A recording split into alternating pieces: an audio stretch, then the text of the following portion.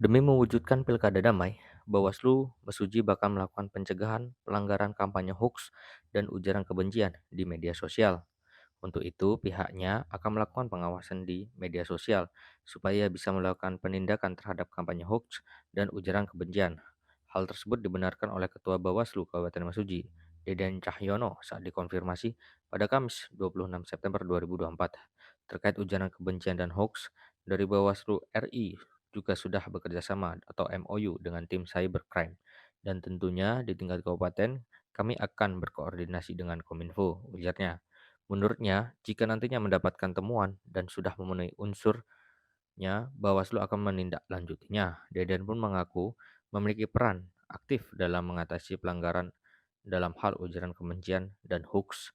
Sebab Bawaslu Mesuji dalam menangani pelanggaran ada dua cara. Yang pertama, temuan dan laporan.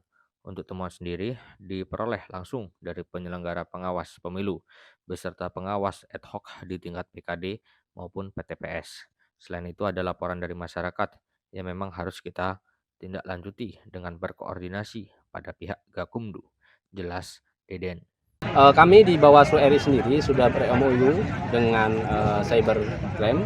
Tentunya kami di tingkatan di kabupaten ini akan terus berkomunikasi dengan Kominfo tentunya ketika memang nanti ada pelanggaran dalam hal hoax, ujaran kebencian dan sebagainya.